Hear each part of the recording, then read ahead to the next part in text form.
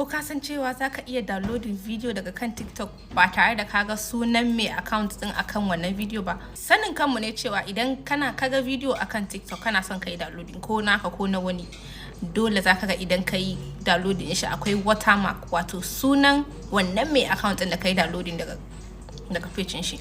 To amma albishirinka, a wannan video namu na yau zan koya maka yadda zaka yi downloading video ko ma na waye akan TikTok ba tare da kaga wannan watermark din ba.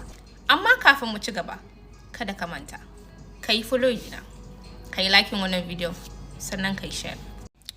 To idan ka zo kana son kai misali a ce ina son in downloading wani video daga kan page ina dinnan, to zaka zaba video. Misali a ce ina son in downloading wannan video, ina masu business a wannan video, so zaka zo nan gurin ka danna gurin share din nan gurin dot guda uku din nan, sai ka danna.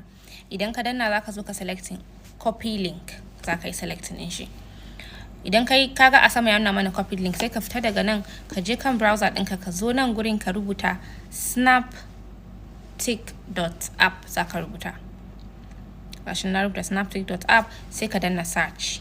Kaga ya nuna maka paste link, kai double long pressing, sai kai pasting wannan link din da kai copy, sai ka danna download din nan, ka jira shi zai nuna maka a ƙasan nan. Kaga ya nuna download a ƙasa, so zaka zaɓi na farkon, sai ka danna download. App din yana da adverts da yawa, amma kada ka damu, in ya nuna kai ka danna kai canceling din shi, ko ka je ka using arrow din ƙasan nan kai canceling.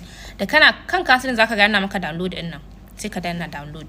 Idan ka danna download zaka je ƙasa nan, idan ka zo ƙasa ka danna kan downloaded ɗinka, zaka jira shi, zaka ga yana loading, yana downloading kenan. Kaga yanzu 2 out of 61 MB video.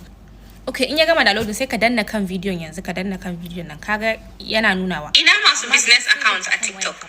Ka zo ka danna wannan arrow din sama ƙasa nan gurin, sai ka danna save to video da yake ƙasan nan.